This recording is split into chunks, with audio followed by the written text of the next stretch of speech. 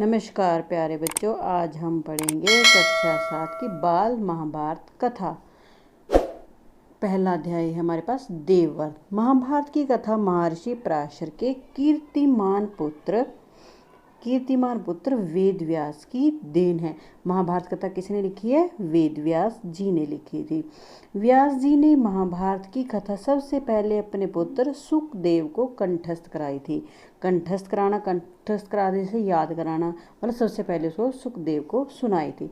मानव जाति में इस कथा का प्रसार व्यास जी के प्रमुख शिष्य वैशंपायन के द्वारा हुआ।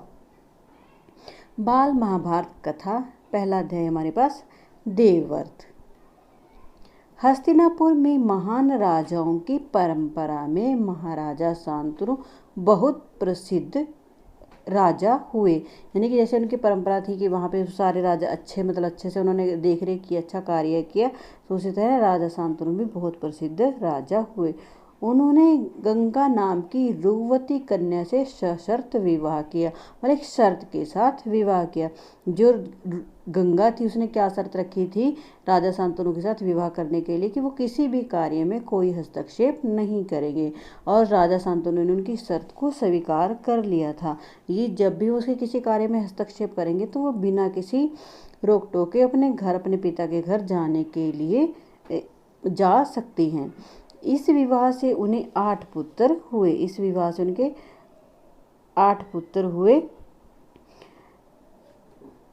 इनमें से 7 को गंगा ने अपनी शर्त के चलते गंगा नदी में प्रवाहित कर दिया, मतलब गंगा नदी में उनको बहा देती। जब भी किसी पुत्र का जन्म होता था तो गंगा उस पुत्र को गंगा नदी में बहा देती थी।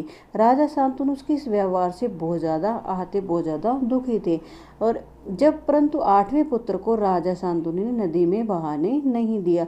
जब उनका 8वां पुत्र हुआ तो वह उसको भी गंगा नदी में बहाने के लिए चल पड़ी, परंतु राजा शांतनु ने उन्हें बीच में ही रोक दिया कि आप यह कार्य घृणित कार्य है, कि आपको ये शोभा देता है। उसने इस शर्त रखी हुई थी कि वो किसी भी कार्य में कोई हस्तक्षेप नहीं करेगी, और शर्त भंग के कारण गंगा अपने पुत्र को साथ लेकर के शांतनु को यह कहकर छोड़कर चली गई कि वे उसका पालन पोषण करेगी, उसे सौंप देगी। मतलब इस बच्चे को वो आपके हस्तक्षेप के कारण मतलब पानी में अब नहीं बहाएगी, और इसको पूरा पालन पोषण करेगी, और जब ये बड़ा हो जाएगा आपको ये वापस सौंप देगी। गंगा ने अपने इस पुत्र का नाम देवव्रत रखा। यही पुत्र आगे चलकर भीष्म पितामह के नाम से विख्यात हुआ, प्रसिद्ध हुआ।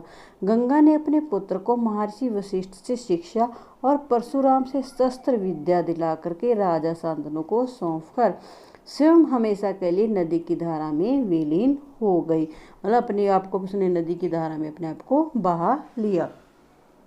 आज हमने इस वीडियो में पढ़ा है देवव्रत। पहला अध्याय हमारा था देवव्रत, और इससे अगली वीडियो में हम पढ़ेंगे दूसरा अध्याय भीष्म प्रतिज्ञा। धन्यवाद।